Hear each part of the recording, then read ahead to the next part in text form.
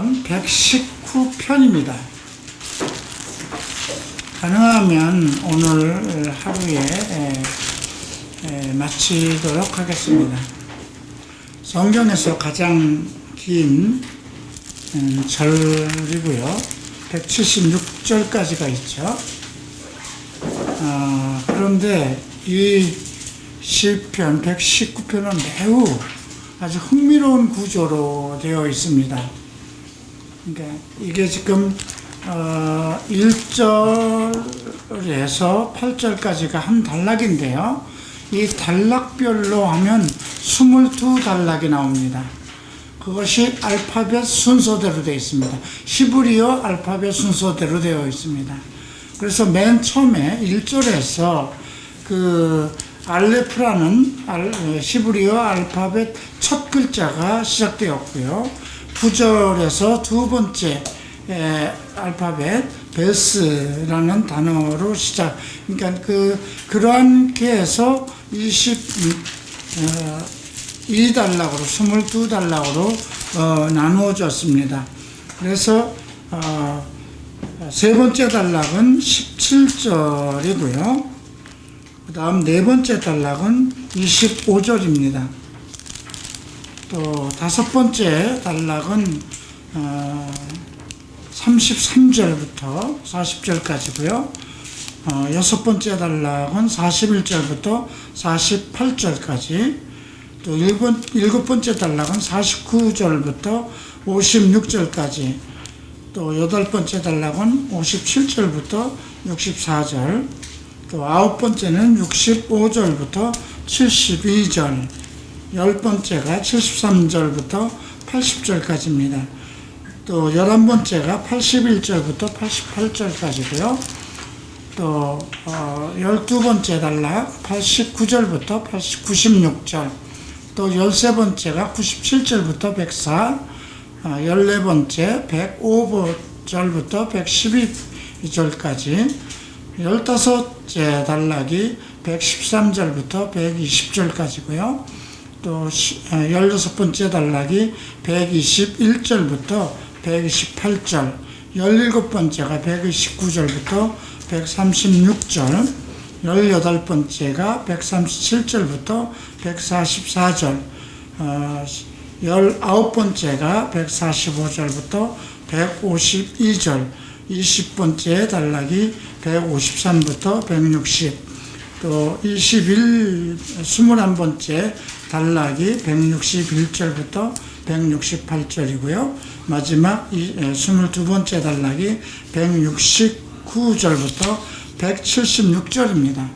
176을 18로 나누면 22단락이 나오죠. 그러니까 한 단락이 8절씩, 8절씩 마디가 되었다는 것을 기억하시고요. 그러니까 우리가 영어를 배울 때 A, B, C, D 뭐 이런 노래를 있잖아요. 중학교 들어가면 그거부터 배웠는데, 그 히브리어 알파벳 순서대로 이 시편 기자가 그렇게 기록을 했다는 것입니다. 또 흥미로운 것은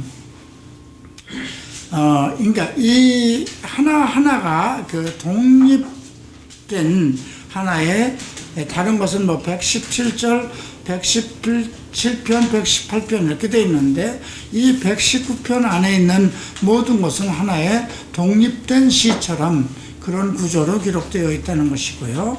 10개의 단어가 전반적으로 지금 119편 전체에서 각 절마다 모두 나오는데요. 율법이라는 단어, 법도, 약속, 계명, 계율, 말씀, 심판, 의, 또 하나님의 자리, 또 진리, 이런 단어가 각 절마다 소개되어 있습니다. 그것이 하나도 그런 내용 10개의 어떤 의미 있는 단어가 기록되지 않은 것은 122편에 보면, 주의 종을 보증하사 복을 얻게 하시고 교만한 자들이 나를 박해하지 못하게 하소서.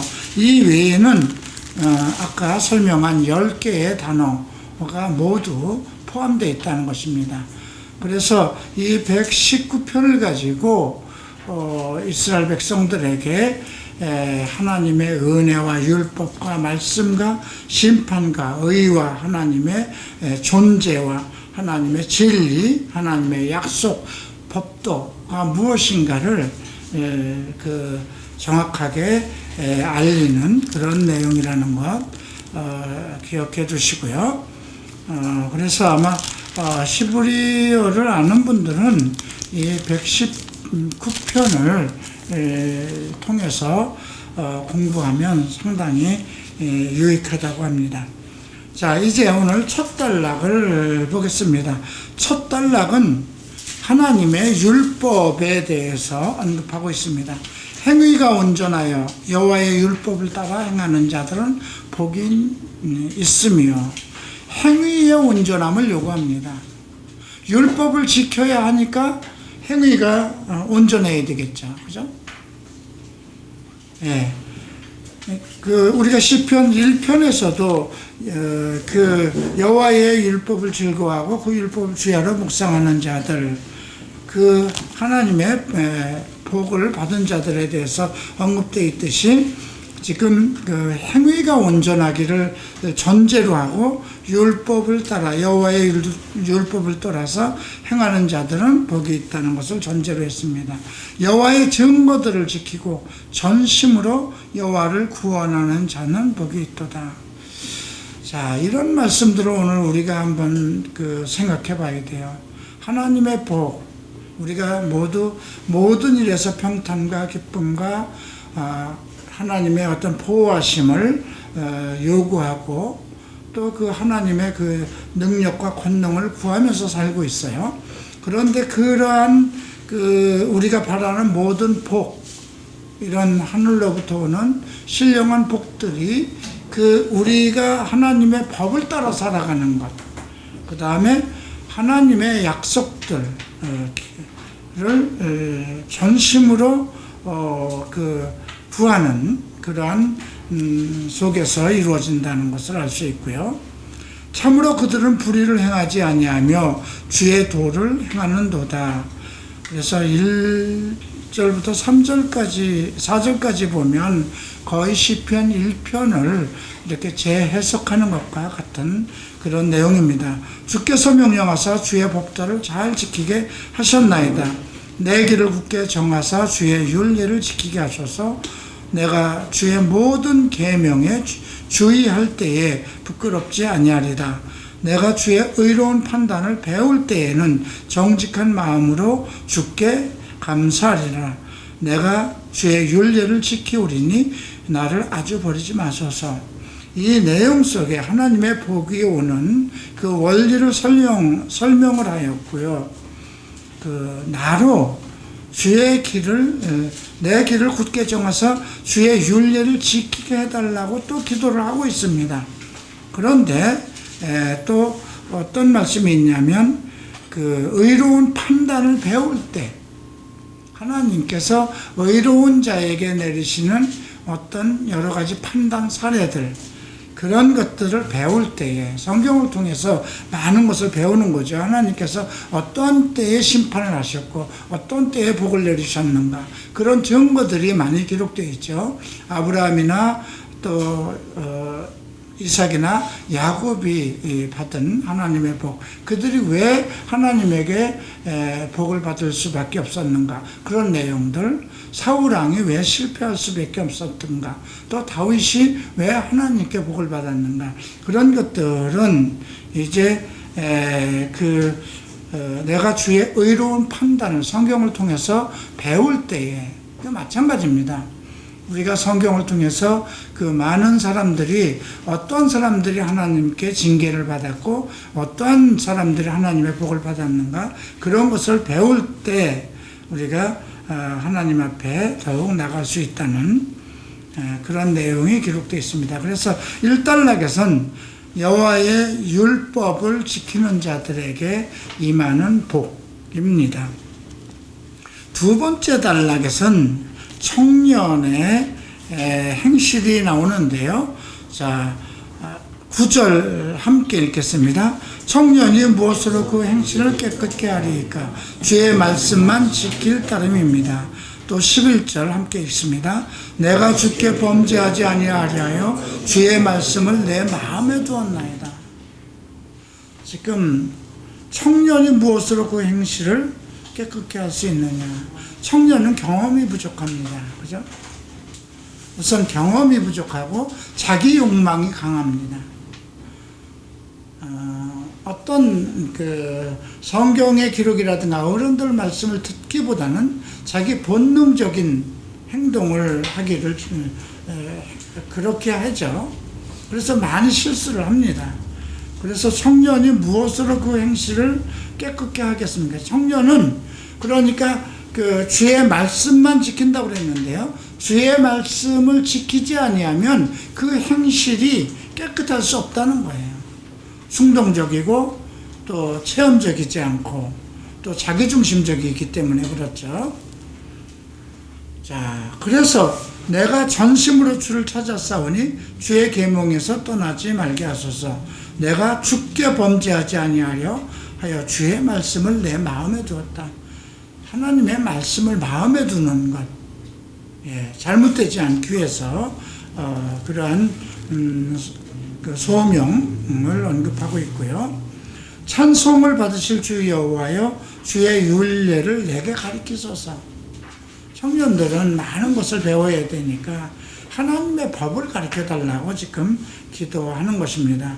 주의 입의 모든 율례들을 나의 입술로 선포하였으며, 그러니까 가르침을 받아야 내가 선포할 수 있는 것이죠. 또 내가 모든 재물을 즐거워함 같이 주의 증거들의 도를 즐거워하였나이다. 재물들, 그러니까 이건 두 가지를 얘기하고 있어요. 사람이 재물을 좋아하는 것이 있죠. 그만큼 그것보다 더 주의 증거의 도를 즐거워했다는 것입니다.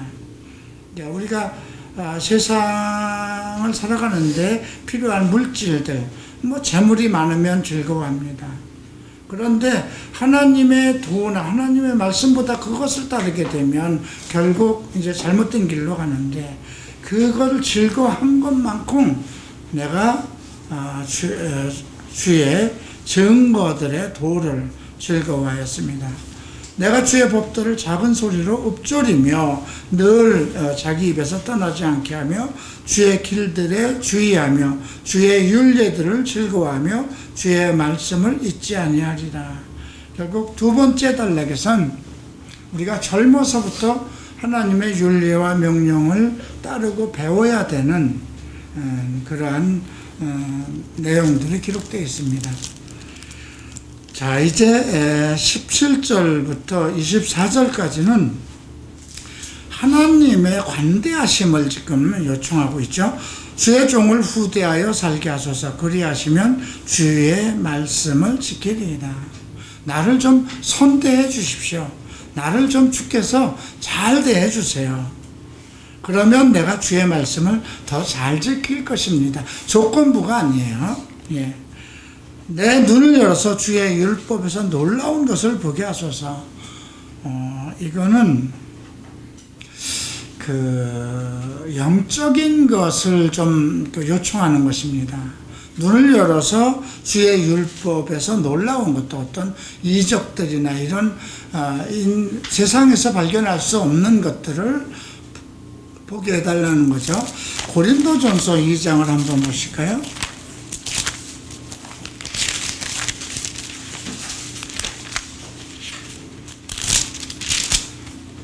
자, 고린도 2장 14절을 봅니다. 육에 속한 사람은 하나님의 성령의 일들을 받지 아니하나니 이는 그것들이 그에게는 어리석게 보이며 또 그는 그것들을 알 수도 없나니 그러한 일은 영적으로 분별되기 때문이다. 그러니까 지금 시편 기자는 자기의 눈을 열어달라는 거죠. 하나님의 어떤 영적인 일들을 보게 해달라, 이렇게 기도하고 있습니다. 나는 땅에서 나그네 되었사오니 주의 계명들을 내게 숨기지 마소서. 나그네 되었다는 건 뭡니까? 그냥 어떠한 목적 없이 살아가는 그러한 한 사람이라는 것을 이야기하는 것이고요. 주의 윤리들을 항상 사모함으로 내 마음이 상하였다. 지금 그 어떤 이 땅에서 살아가면서 그 하나님을 알기를 힘쓰는 그런 내용이에요. 그러니까 하나님께서 내 눈을 열어주시고 하나님의 길을 좀 알고 싶은데 그것이 열리지 않으니까 상당히 이제 답답한, 그래서 마음이 상한, 그래서 주의 규례들을 항상 사모함으로 내 마음이 상하였다, 이렇게 고백하고 있고요. 교만하여 저주를 받으며 주의 계명에서 떠나는 자들을 주께서 꾸짖으셨나이다. 내가 주의 교훈들을 지켰사오니 비방과 멸시를 내게서 떠나게 하소서. 교관들도 앉아서 나를 비방하였사오니 주의 종은 주의 율례들을 작은 소리로 읊소리였습니다. 지금 앞에 15절에도 내가 법도들을 작은 소리로 항상 내 입술에서 떠나지 않도록 읊조리고 있었다는 거죠. 그러니 나로 하여금 나를 좀 선대해 주셔서 주의 뜻대로 말씀을 지키며 살게 해달라. 그리고 영적인 어떤 하나님의 비밀한 것을 보게 해달라고 간구하는 것입니다. 자, 이제 네 번째 단락입니다. 네 번째 단락에선 영혼에 대한 것을 요구하고 있습니다. 25절 함께 읽겠습니다. 내 영혼이 진토에 붙었사오니 주의 말씀대로 나를 살아나게 하소서. 진토에 붙었다는 건 뭘까요? 먼지 속에 있다는 거예요. 내 영혼이 티끌 속에 있다는 것입니다. 그러니까 나는 다 죽을 수밖에 없다는 거예요. 그러니까 진토, 땅 속에, 먼지 속에 흙과 같은 존재가 돼서 다 날아가 버릴 만한 그렇게 되어버렸으니까 주의 말씀대로 나를 살아나게 해달라 청하고 있습니다. 내가 나의 행위를 아뢰매 주께서 내게 응답하셨사오니 주의 윤례를 내게 가르치소서. 자기의 행위를 구했다는 건 뭘까요? 자기의 잘못되고 육체적인 속성, 그러한 걸로 세상적으로 살아갈 수밖에 없는 그런 것들을 주께 고백하였기 때문에 하나님은 내게 윤리를 가르쳐달라. 나에게 주의 법도들의 길을 깨닫게 하소서.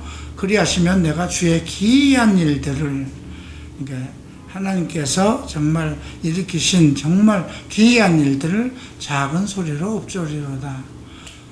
자, 28절 함께 읽겠습니다. 나의 영혼이 눌림으로 말미암아 녹사오니 주의 말씀대로 나를 세우소서. 계속해서 1절, 아까 25절에도 내 영혼이 진토에 붙어 있다 그리고 25절에도 나의 영혼이 눌리고 있다 그럽니다. 한번 여러분들이 어떤 영적인 상태가 이런 상태까지 한번 도달해 본 일이 있는가 한번 생각해 봐야 돼요. 하나님을 믿는 사람들이 물론 세상 가운데서 어떤 핍박을 받고 그럴 때는 여러 가지, 그러니까 두 가지로 나타날 수 있어요. 환경적으로나 핍박을 받고 했을 때 분노가 나는 경우가 있고요. 그 다음에 어떤 하나님의 사람이 어떤 외적인 어떤 압박이라든가 핍박을 받을 때 오히려 내 쪽에서 나타나는 어떤 영적인 부분, 그런 것들을 지금 이 시편 기자는 언급하고 있는 것입니다. 자기의 영혼이 진토에 아주 먼지 가운데 완전히 죽음과 같은 바닥에 내려치고 있는 상황. 그리고 지금 28절에서 내 영혼이 눌리고 있다. 어떤 죄로부터의 압박이라든가 이런 것들이 있지 않았나. 왜냐하면 내가 나의 행위를 아뢰었다고 그랬거든요. 왜 사람이 자기의 영혼이 진토 가운데 내려가 있겠어요? 그죠? 우리가 이 시편 38편을 잠깐 볼까요?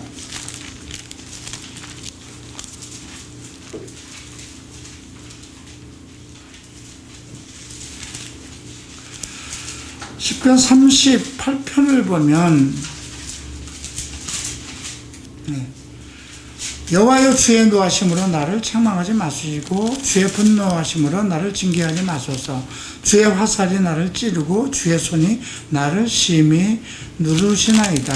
이렇게 기록하고 있고요. 또 시편 32편 내가 입을 열지 아니할 때에 종일 신음함으로 내 뼈가 쇠하였도다. 주의 손이 주야로 나를 누르니 내 진액이 빠져서 여름감을 같이 되었나이다. 내가 이르기를 내 허물을 여호와께 자복하리라 하고 죽게 하려고 내 죄악을 숨기지 아니하였더니 곧 주께서 죄악을 사하였나이다.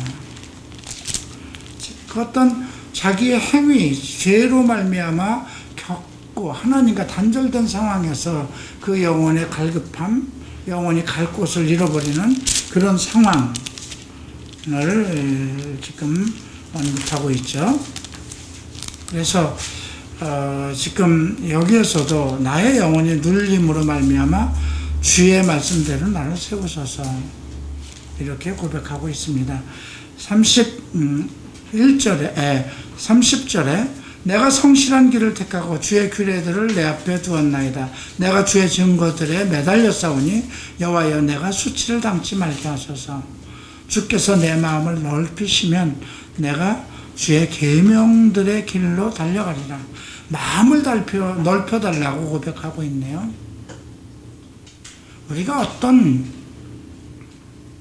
환난이나 아픔을 당하면요, 마음이 좁아집니다.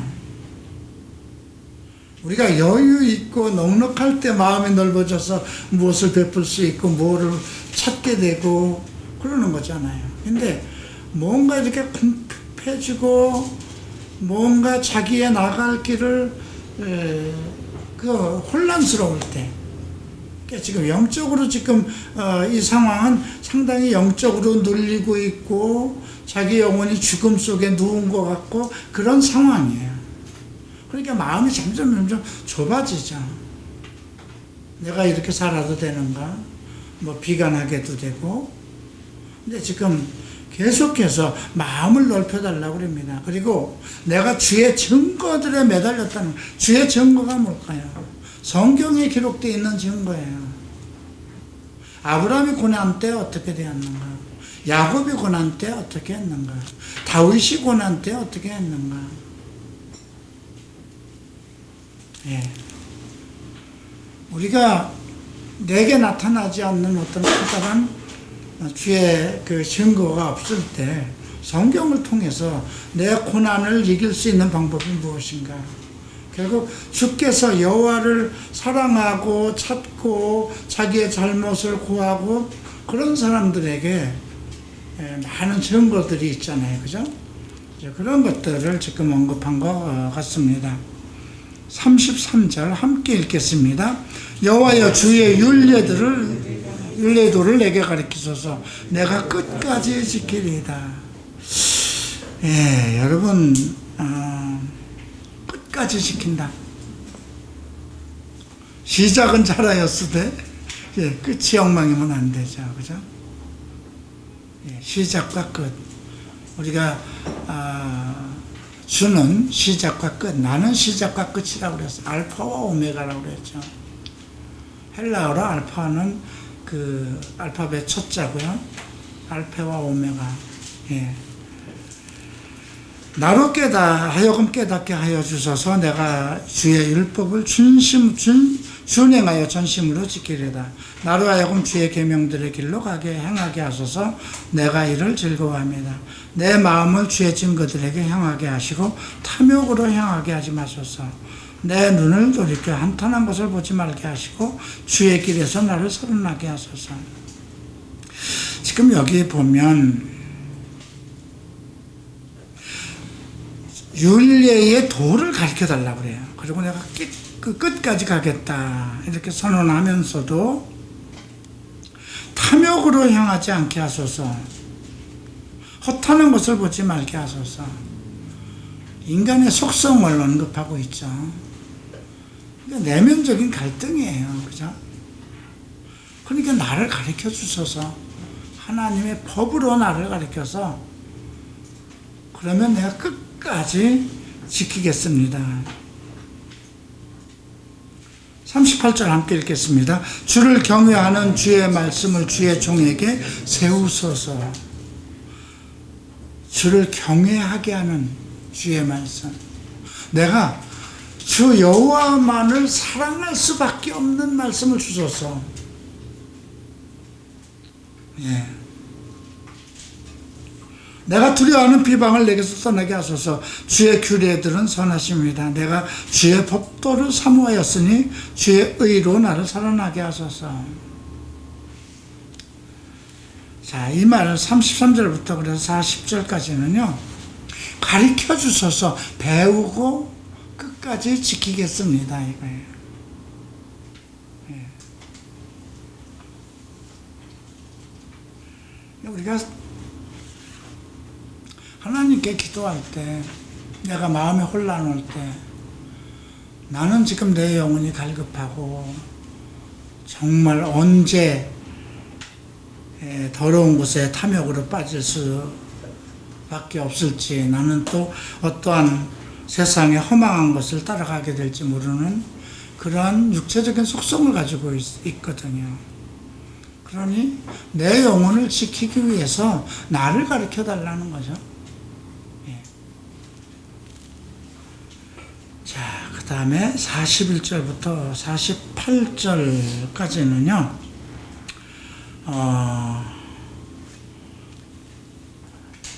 자, 1절을 함께 읽겠습니다. 여호와여, 주의 말씀대로 주의 인자심과 주의 구원을 내게 임하게 하소서. 이건 주의 말씀을 사모하는 그 심령을 얘기한 것입니다.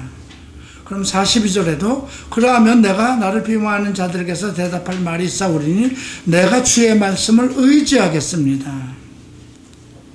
그리고 진리의 말씀이 내 입에서 조금도 떠나지 말게 하소서. 내가 주의 규례를 바랐습니다. 지금 계속해서 여호와의 말씀, 주의 말씀이죠. 주의 말씀, 주의 말씀. 진리의 말씀이라고 합니다. 44절 내가 주의 율법을 항상 지키리다. 영원히 지키리다. 이건 하나님 앞에 고백입니다. 소원입니다. 내가 주의 법도를 구하였사오니 자유롭게 걸어갈 것이며 또 왕들 앞에서 주의 교훈들을 말할 때 수치를 당하지 아니하겠사오며. 예, 나중에 성령 강림 후에 그 베드로나 이런 사람들이 그 뭐 왕들 앞에 나가서 바울도 그렇고 담대히 얘기하죠.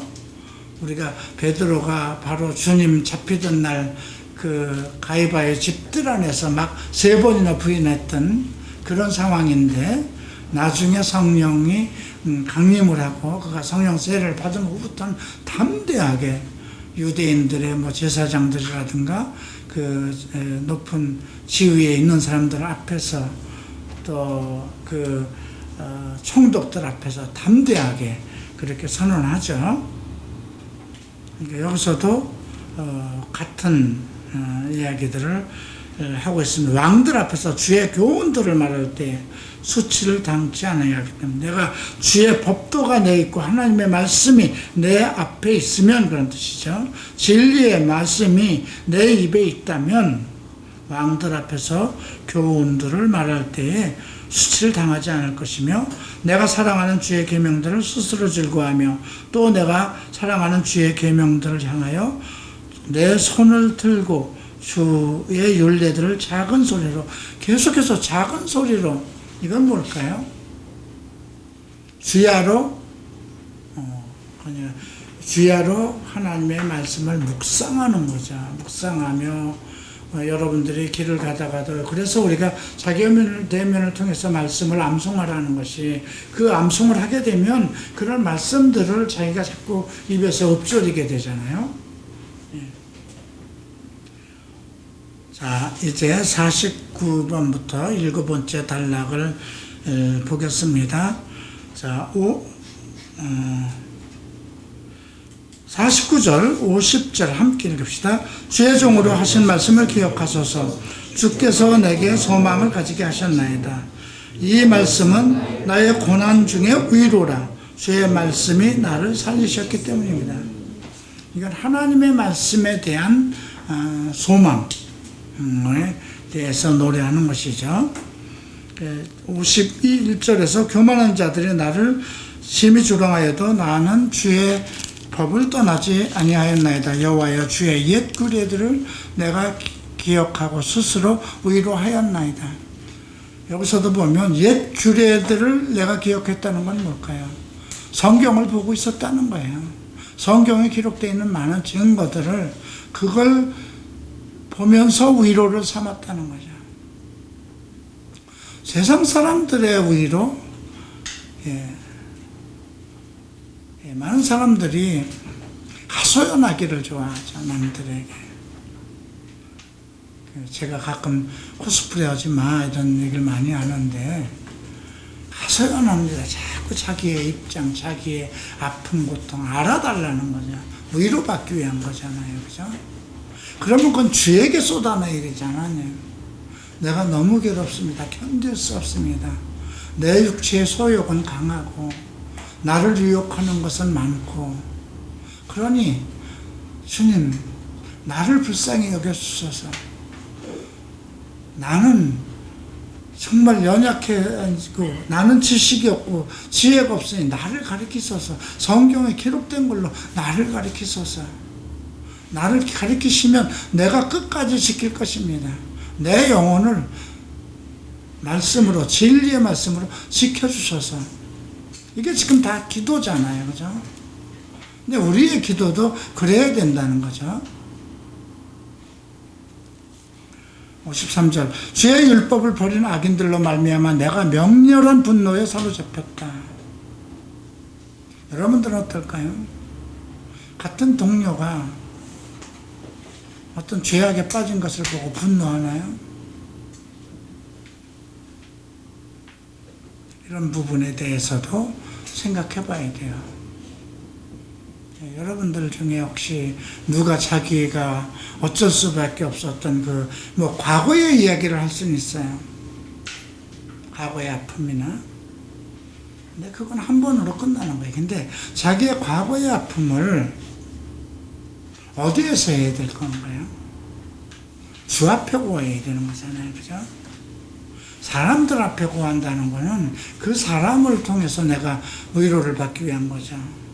그래서 심리 상담들은 대부분 내적 치유나 이런 것이 너 옛날에 아픈 상처들을 다 얘기해봐라. 그 상처를 껴안고 있기 때문에 그 상처들이 트라우마가 돼서 지금 네 생활에 모든 해방이 되는 것이다. 이렇게 가르치고 있어요.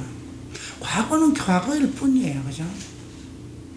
우리는 모든 저주를 예수 그리스도께서 나무에 달린 자마다 저주받은 자라고 그랬거든요. 예수님께서 십자가 나무에 달리신 거예요. 내 모든 저주를 그분이 십자가에서 해결한 거거든요. 근데 그런 성경적 근거, 지금 시편 기자는 구약에 있는 성경 증거들을 가지고 얘기하지만 우리는 십자가의 증거예요, 그죠? 내 영혼을 구원하기 위해서. 자, 그래서 54절에서 내가 나그네 된 집에서 주의 율례들이 나의 노래가 되었습니다. 여호와여, 내가 밤에 주의 이름을 기억하고 주의 법을 지켰나이다. 내 소유는 이것이니 곧 주의 법도를 지킨 것. 내 소유는 주의 법이라는 것. 내 법도가 내 소유. 내 소유는 성경 말씀입니다. 내가 예수 그리스도께서 나를 소유하셨고, 그죠? 나의 주인 되셨사오니 진리의 말씀이 나의 소유입니다. 우리는 오늘 그렇게 고백해야 되겠죠? 이제 57편부터 64절까지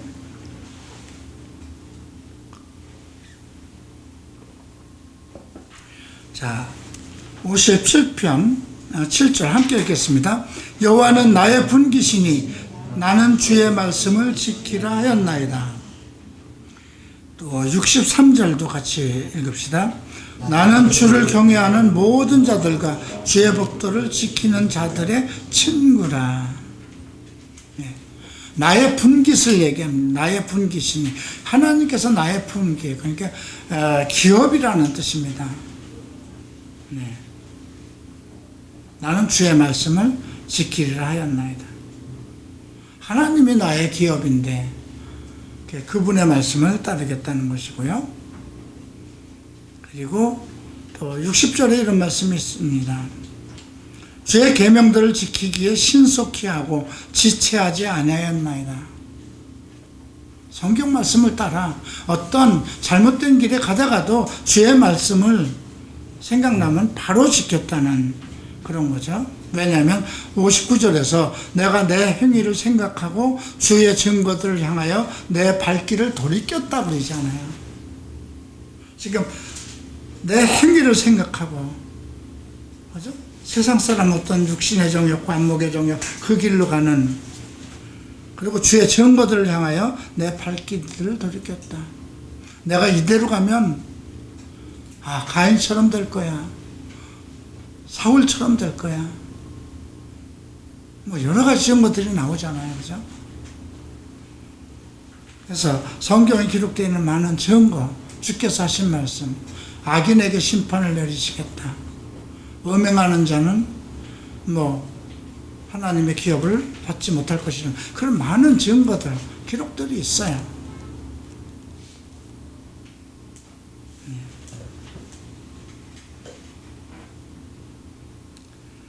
그리고 63절에 나는 주를 경외하는 모든 자들과 주의 법도를 지키는 자들의 친구라. 이 말씀을 들으면 어떤 말씀이 생각나나요? 디모데후서 2장 22절이죠. 청년의 정욕을 벗어버리고 주를 깨끗한 이름으로 부르는 자들과 함께 의와 사랑과 화평을 쫓으라.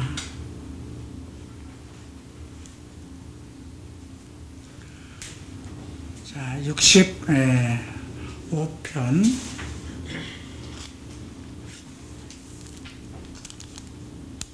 부터 봅니다. 65편부터 72절까지죠. 자, 1절, 2절 함께 읽겠습니다. 여호와여 주의 말씀대로 주의 종을 선대하셨나이다. 내가 주의 계명을 믿었사오니 좋은 명철과 지식을 내게 가르치소서. 좋은 명철, 명철이라는 건 분별력입니다. 선과 악을 깨달을 수 있는, 딱 보는 순간에 알 수 있는 것. 지식.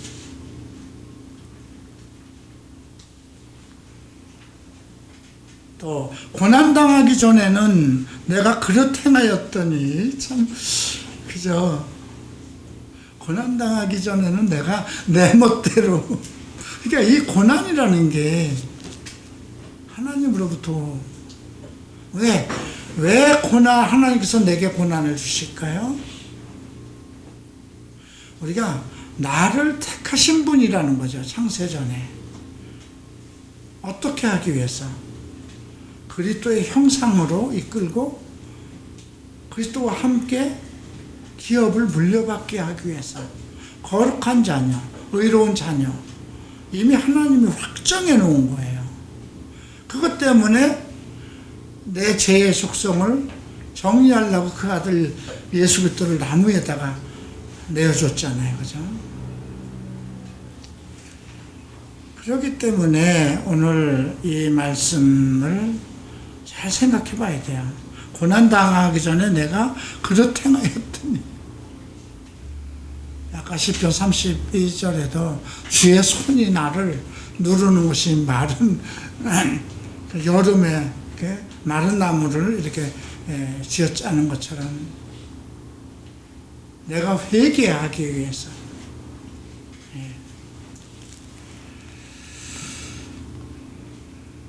자, 그래서 68절 보면 주는 선하사 선을 행하시오니 주의 율례들로 나를 가리키소서. 교만한 자들이 거짓을 지어 나를 치려하오나 나는 전심으로 주의 법도를 지켰어. 그러니까 거짓을 지어 나를 치려한다는 건 뭘까요? 어떤 나를 어떤 잘못된 지식, 위에서 명철과 지식을 달라고 그러잖아요. 그죠? 명철과 지식을 달라는데 하나님 앞에 교만한 자들이 어떤 거짓 진리를 가지고, 거짓 것을 가지고 나를 이제 잘못된 길로 가리키는 것, 그죠? 뭐 이단 사설 이렇게 생각하면 되겠어요. 그러나 나는 전심으로 주의 법도를 지키리이다.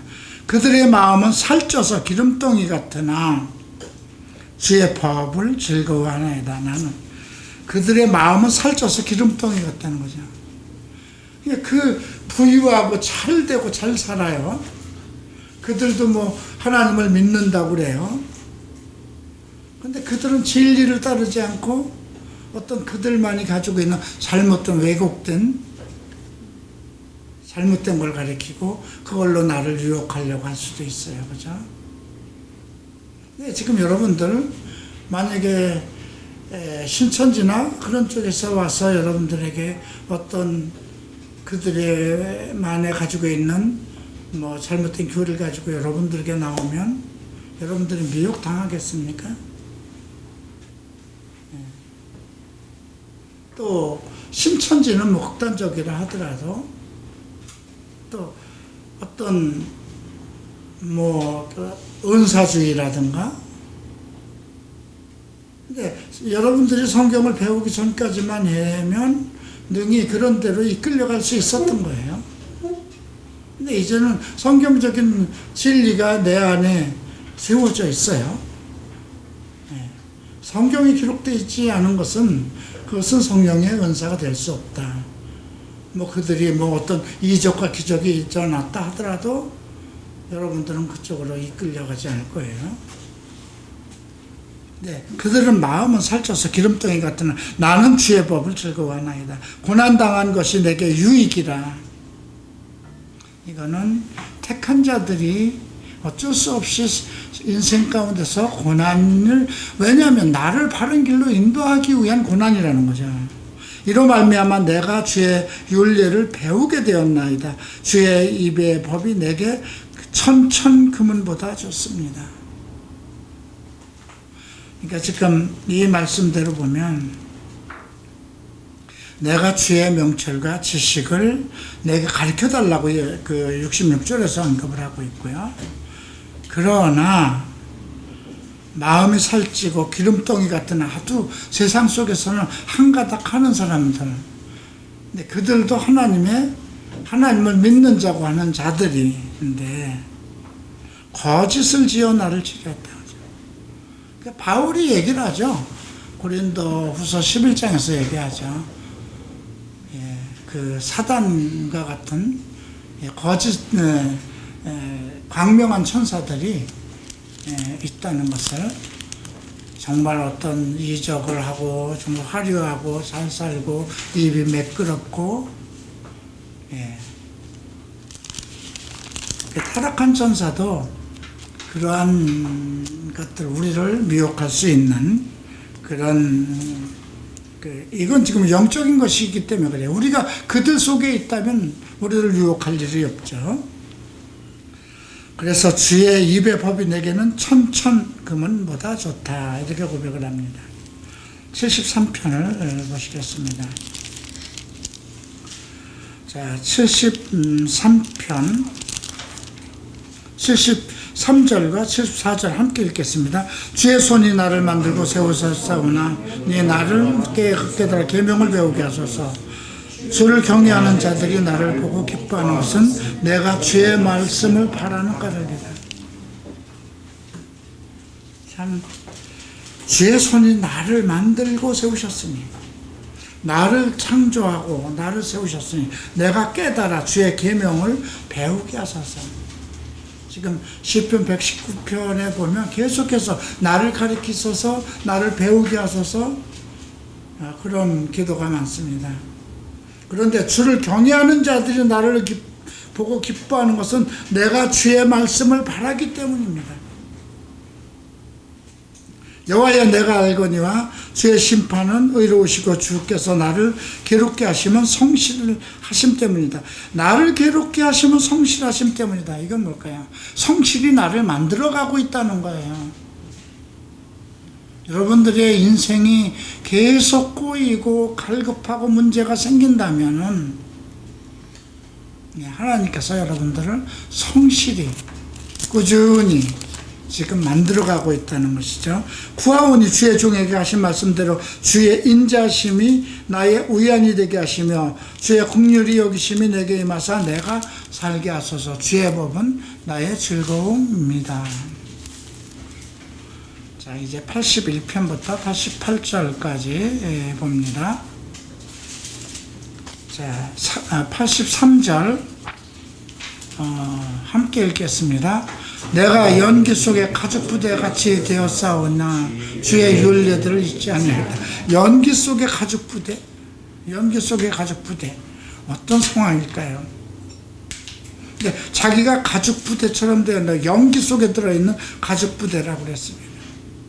이 가죽부대는 자기를 인용한 거예요. 육신적인 그러한 뭐라고 할까요? 자기의 육신적인 사람? 네. 자, 왜 이런 얘기를 했을까요? 81절을 보죠. 나의 영혼이 주의 구원을 사모하기에 피곤하오나 나는 주의 말씀을 바랍니다. 지금 어떤 아주 화급한 상황이죠. 나의 영혼이 주의 구원을 사모하기에 피곤하다는 것은 그 정도로 지금 어떤 정말 하나님을 바라기에도 피곤할 만한 그런 상황이 있다는 거예요. 나의 말이 주께서 언제나 나를 안위하실까 하면서 내 눈이 주의 말씀을 바라기에 피곤하나이다. 지쳤다는 거예요. 내가 하나님께 기도하고 하나님의 길을 가고 열심으로 달려가고는 있는데 응답이 없으니까요. 아마 욥기를 보면 욥이 주께서 옆에 오른쪽에 계신 것 같아서 돌아놓으나 거기에 계시지 않고 왼쪽에 계신 것 같아서 돌아놓으나 거기도 계시지 않고, 그 말 다음에 나오는 것이 내가 이 모든 연단을 다 한 후에 정금같이 나올 것이다. 그런 고백이잖아요. 지금 그런 상황이에요. 내가 연기 속에 가죽부대같이 되었으니 주의 윤례들을 잊지 아니하였나이다. 그런 상태에서도 지금 내 영혼이 궁핍하고 죽음 가까운 데 있고 이제 그런 상황 속에서도 주님의 윤례를 잊지 않았습니다. 주의 종의 날이 얼마나 되겠습니까? 나를 핍박하는 자들을 언제나 주께서 심판하겠습니까? 자기 목숨이 경각에 달린 것까지 지금 호소하는 거죠. 주의 법을 따르지 아니하는 교만한 자들이 나를 해하려고 웅덩이를 팠나이다.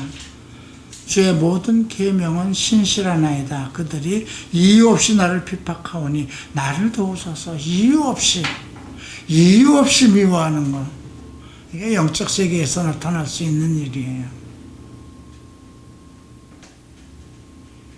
그들이 나를 세상에서 거의 멸하였으나 나는 주의 법도를 버리지 아니하여 원칙대로 살아가겠습니다. 그들은 나를 미워하고 이유 없이 싫어하고 그런 상황에서 호소하는 거죠. 주의 인자하심을 따라 나를 살아나게 하소서. 그리하시면 주의 입의 교훈들을 내가 지키리이다.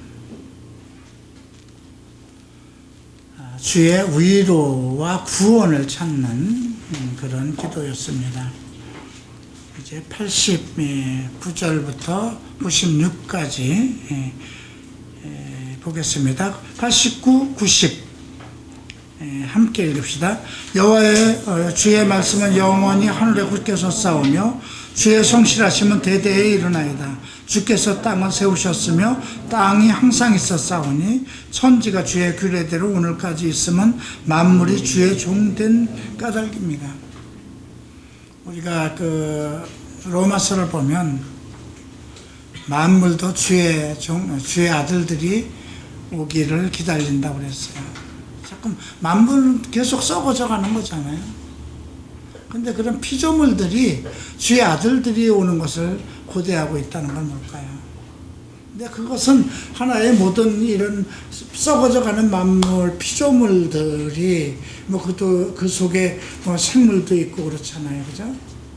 예, 그들이 어떤 그들의 마음 속에서 정말 하나님의 나라, 하나님의 그러니까 주의 아들들이 온다는 건 천년 왕국이 오기를 기다리는 것이니까.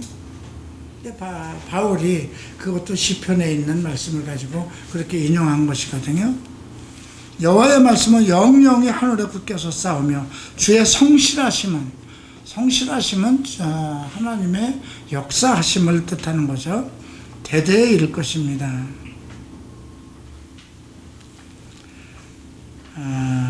그래서 지금 그 89편부터 96까지는 주의 성실하심을 노래합니다. 자, 이제 97절을 보겠습니다. 1절부터 3절까지 함께 읽겠습니다. 내가 주의 법을 어찌 그리 사랑하는지요. 내가 그것을 종일 작은 소리로 읊조리나이다. 주의 계명들이 항상 나와 함께하므로 그것들이 나를 원수보다 지혜롭게 하나이다. 내가 주의 증거들을 늘 읊조림으로 나의 명철함이 나의 모든 소승보다 나으며 주의 법들을 지킴으로 나의 명철함이 노임보다 낫다. 하나님의 말씀을 항상 입에서 떠나지 않겠다는 겁니다. 늘 그 말씀을 입으로 고백하겠다는 거죠. 그렇게 되니까 결국은 모든 스승보다, 어떤 스승보다 낫고 어떤 명철함을 가지고 있는 노인들이 가르치는 것보다 낫다는 것이죠. 내가 주의 말씀을 지키려고 발을 금하여 모든 악한 길로 가지 아니하였으며. 왜 그랬을까요? 주의 율례를 항상 입에다 대고 읊조리고 있었기 때문에 악한 길로 가지 않았다는 거죠. 그 이유는 주께서 나를 가르치셨으므로 내가 주의 규례들에 떠나지 아니하였나이다. 주의 말씀의 맛이 내가 어찌 그리 단지요. 내 입에 꿀보다 더 다나이다. 잠언서에도 나오는 말씀이죠. 자, 이제 106절부터 112절까지 봅니다. 자, 1절과 2절 함께 읽겠습니다. 주의 말씀은 내 발의 등이요 내 길의 빛이니이다. 주의 의로운 규례를 지키기로 맹세하고 굳게 정하였나이다. 내 발의 등이요 내 길의 빛이라는 건 내 인생의 길잡이라는 겁니다. 그랬기 때문에 의로운 주의 규례를 지키기로 맹세했다는 거죠. 그런데 그의 삶은 어떤가 보면 107편에서 이렇게 됩니다. 나의 고난이 매우 심하오니 여호와여 주의 말씀대로 다시 살아나게 하소서. 부활을 요청합니다. 여호와여 구하오니 내 입에 드리는 자원제물을 받으시고 주의 공의를 내게 하리. 내 입이 드리는 자원제물이라는 게 뭘까요? 소원이에요. 입이 드리는 게 어디 있어요? 그죠? 자원제. 내가 스스로 앞으로 나를 이렇게 이 고난에서 구원해 주시면 내 몸을 드리겠습니다. 내 인생을 드리겠습니다. 예, 그래서 내 입이 드리는 자원제물이라고 그랬죠. 예, 고난 때문에 그러죠. 그러니까 인생에 오는 고난도 하나님의 어떤 계획이 있고 그 고난 속에서 하나님에게 그 하소연하고 고백하도록 하나님께서 그렇게 이끌어가는 하나님의 계획이 아닌가 싶습니다. 나의 생명이 항상 위기에 있사오니 나는 주의 법을 잊지 아니하리라. 생명이 위기에 있다고 그럽니다. 악인들이 나를 해하려고 올무를 놓았소나 나는 주의 법도를 떠나지 아니었나이다. 주의 증거들로 내가 영원히 나의 기업을 삼았사오니 이는 내 마음의 즐거움입니다. 내가 주의 윤리를 영원히 행하려고 내 마음을 기울였나이다. 주의 증거들이 나의 기업. 성경에 기록되어 있는 모든 증거가 내 인생, 내 모든 삶의 기업이라는 거죠. 자, 이제 오늘 마지막 부분을 봅니다. 113절부터 120절까지 봅니다. 1절 113절 함께 읽겠습니다. 내가 두 마음을 품은 자들을 미워하고 주의 법을 사랑하나이다. 두 마음을 품었다는 건 무엇일까요? 여러분들이 지금 두 마음을 품었다면 성경에서는 무엇을 두 마음을 뭐라고 얘기를 해요? 예수님께서도 하나님과 재물을 겸하여 섬길 수 없다고 그러죠. 돈도 좋고 주님도 좋습니다. 그러면 결국 두 마음이죠. 주는 나의 원신처의 방패라. 내가 주의 말씀을 바라나이다. 너의 행악자들이여 나를 떠날지어다. 나는 하나님의 계명을 지키리라. 주의 말씀대로 나를 붙들어 살게 하시고 내 소망이 부끄럽지 않게 하소서. 나를 붙드소서. 그러하시면 내가 구원을 얻고 주의 윤례를 항상 주의하리로다. 주의 윤례들에서 떠나는 자는 주께서 다 멸하셨으니 그들의 속임수는 허무함입니다. 주께서 세상의 모든 악인들을 찌꺼기같이 버리시니 그러므로 내가 주의 증거들을 사랑하나이다. 내 육체가 주를 두려워함으로 떨며 내가 또 주의 심판을 두려워하나이다. 그래서 지금 여기서는 이게 세상에서 살아가면서 혼란을 겪을 수밖에 없는 것, 두 마음을 갖게 되는 거, 그죠? 선도 좋고 악도 좋고, 육체가 좋아하는 것, 내 영이 좋아하는 것. 믿음 생활에는 중간지대가 없다는 것, 그죠? 중간지대가 없어요. 선이냐 악이냐, 그죠? 어떻게 보면 이분법이기도 하지만 선한 길이냐 악한 길이냐, 더러운 길이냐 깨끗한 길이냐, 미움이냐 사랑이냐, 그죠? 우리 믿음 생활은 중간지대가 없습니다. 이것도 좋고 저것도 좋고 없습니다. 오직 주 여호와로 만족하리라.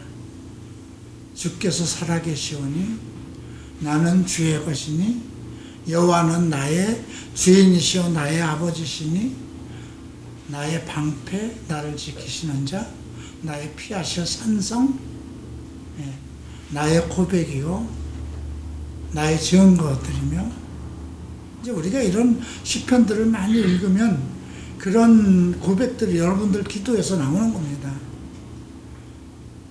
여러분들이 글쎄요, 아마 그런 사람들이 앞으로 있을 거예요. 심령이 많이 괴로워져서 그냥 막 위로받고 싶어서 견딜 수 없는 상황이 있을 때, 저는 그 일본에서 참 그런 일이 많았어요. 뭐 위로받을 데가 없어요. 한국으로 나올 수도 없고, 육체의 욕종이라든가 이런 것은 그때 뭐 40대니까 살아있는데 글로 갈 수는 없고, 말씀 안에 살아야 되는데 성경에 있는 증거들을 생각하면서 그 빛의 진리를 따라간다는 것이 그 쉬운 게 아니거든요. 분명히 계신 것 같은데 실제 생활은 또 아니에요. 또 그렇게 의로운 일이 의로운 쪽으로 내가 가면 갈수록 교회 안에서는 이상한 존재로 몰아가요. 내가 과거에 뭐 담배 피고 어떤 세속적인 생활을 할 때 그들은 이런 사람도 예수를 믿었구나, 참 대단합니다 그랬던 사람이 내가 하나님의 말씀에 깊어지고 거룩한 품성이 나타나고 성령이 나와 함께하고 어떤 특별한 영적인 생활이 나타나면 뭐 귀신 들린 사람처럼 생각하고, 그러니까 뭐 피할 곳이 없으니까 갈급해져서 기도하고, 스님 어디 계십니까? 스님 지금 나의 상황을 아십니까? 나를 지금 알고 보고 계시는 겁니까? 나를 도와주셔서, 나를 위로하셔서, 내가 위로받을 곳이 없습니다.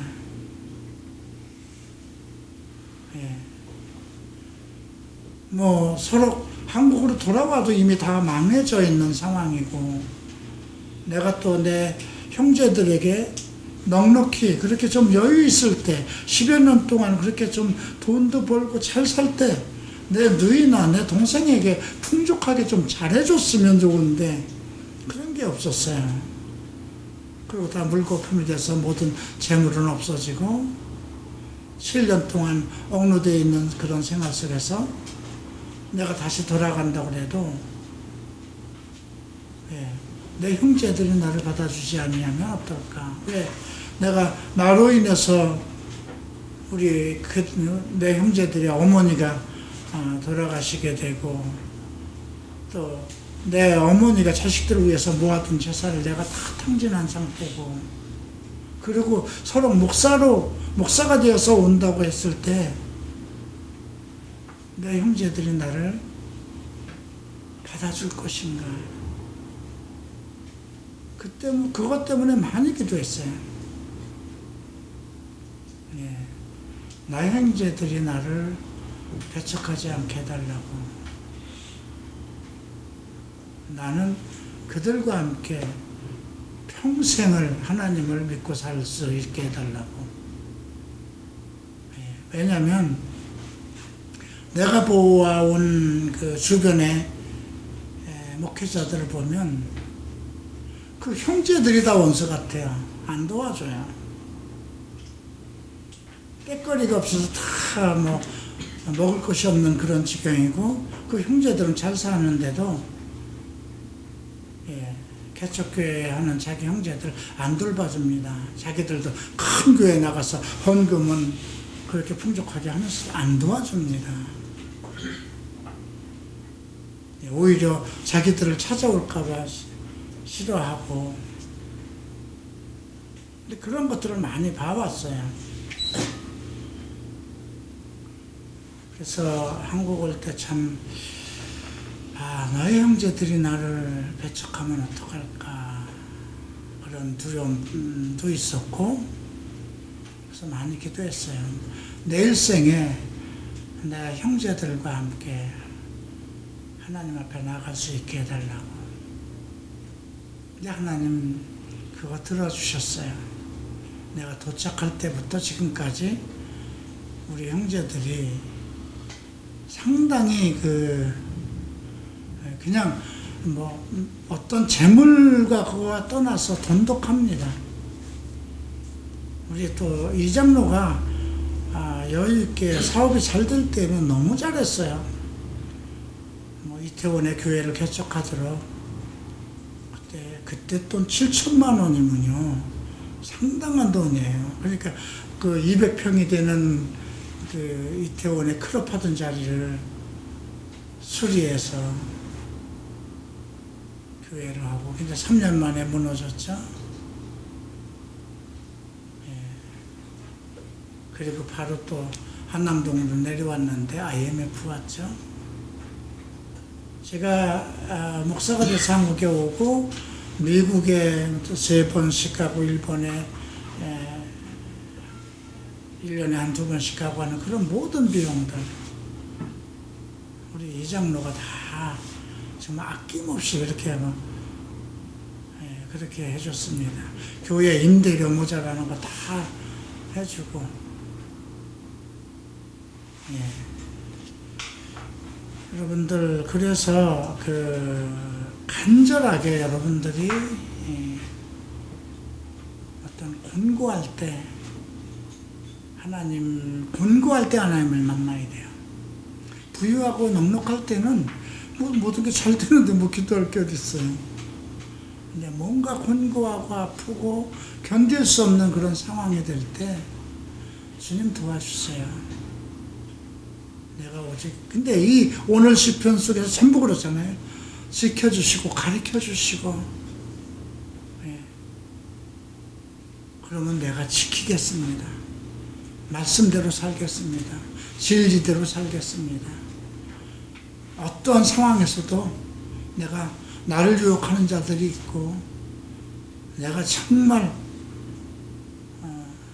그 진토 속에 이렇게 휩싸여서 죽은 그런 존재 같아도 영혼이 심령이 상해서 견딜 수 없더라도 주님을 따라가겠습니다. 그런 기도였습니다. 자, 이제 나머지는 다음 주에 하도록 하겠습니다. 기도합니다. 존귀하신 주님 감사합니다. 오늘 우리가 119편을 통해서 다윗의 고백, 시편 기자의 고백을 듣습니다. 이것은 나의 고백이기도 합니다.